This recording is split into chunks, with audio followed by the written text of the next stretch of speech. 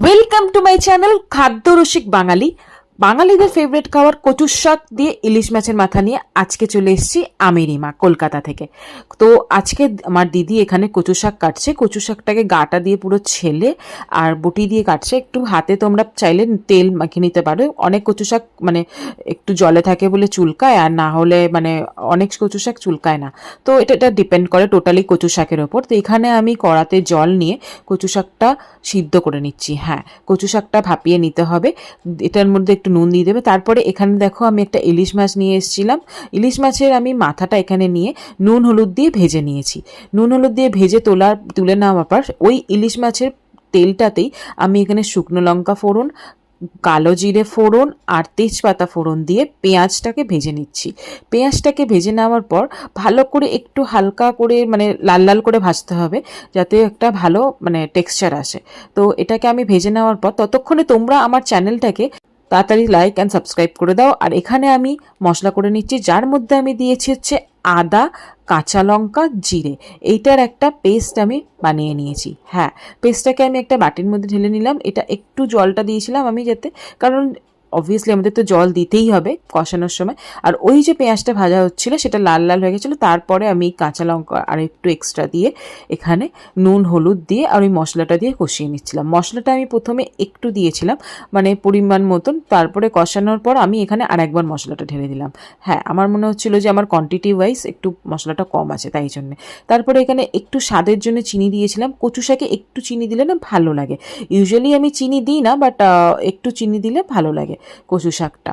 তো তোমরা এখানে কে কে বাঙালি আমাকে কমেন্ট করে যাও। যারা যারা ভিডিও দেখছো তাদের এই কচু শাকটা অ্যাকচুয়ালি কচু শাকটা বাঙালদের রেসিপি, আমি এখানে ডিফাইন করছি না, বাট হ্যাঁ। তো এখানে এই কচু শাকটা যে সিদ্ধ করে আমি জল ঝরিয়ে রেখেছিলাম, ভালো করে জল ঝরিয়ে রাখতে হবে, সেটাকে আমি এখানে দিয়ে দিয়েছি কচু শাকটাকে। তারপরে মশলাটার সঙ্গে ভালো করে মিশিয়ে মানে একদম ততক্ষণ ধরে নাড়িয়ে মেশাতে হবে যতক্ষণ না পুরো কচু শাকটা মশলাটার সঙ্গে মিক্স হয়ে যাচ্ছে। হ্যাঁ, আর নুন আর হলুদটা প্রথম থেকেই তোমরা মশলার মধ্যে ঠিকঠাক পরিমাণ অনুযায়ী দেবে, কারণ পরে আমি এখানে দিইনি। তোমরা চাইলে পরে একটু টেস্ট করে দিতেও পারো, বাট আমার যা আন্দাজে দিয়েছিলাম সেটা হয়ে গেছিলো। তারপরে এখানে আমি ভাজা যে মাথাটা মানে ইলিশ মাছের মাথাটা যে ভেজে রেখেছিলাম সেটা দিয়ে দিয়েছিলাম। তারপরে এটাকে দেখো যাতে পুরো টেস্টটা কচু শাকের মধ্যে আসে, তাই মাথা দুটোকে আমি একটু ভেঙে দিয়েছিলাম। ভেঙে দেওয়ার পর ওটাকে ভালো করে নাড়িয়ে নিয়েছি। ব্যাস, নাড়ানোর পর এখানে কি হলো, পুরো মানে শুকিয়ে নিতে হবে যাতে কচু শাকে একটু জল জল না থাকে, একদম কড়ার সঙ্গে যেন লেগে লেগে যায়। মানে যতক্ষণ না কড়ার সঙ্গে এটা লাগবে ততক্ষণ ভাববে যে এটা এখনো হয়নি, ততক্ষণ এটাকে নাড়তে হবে। নেড়ে পুরো জলটাকে, এর কচু শাকের মেন যে হচ্ছে এটা পুরো জলটাকে শুকিয়ে নিতে হবে। আর তাহলে কি কচু শাকের যে মাছের যে ফ্লেভারটা, ইলিশ মাছের যে মাথার যে ফ্লেভারটা আর মশলার ফ্লেভারটা পুরো মিক্স হয়ে যাবে, আর একটা খুব ভালো গন্ধ আসবে। তোমরা চাইলে এর ওপর থেকে একটু কাঁচা সর্ষের তেল দিতে পারো, আমি দিইনি। আমি ব্যাস এমনিভাবেই নামিয়ে নিয়েছি। হয়ে গেছে আমার কচুর শাক। তোমাদের কেমন লাগলো আমাকে জানিও, আর তোমরা প্লিজ বাড়িতে ট্রাই করো এই রেসিপিটা। যদি কেউ ট্রাই করো আমাকে প্লিজ কমেন্টে জানিও, আর আমার চ্যানেলটাকে সাবস্ক্রাইব করতে ভুলো না কিন্তু এমনি।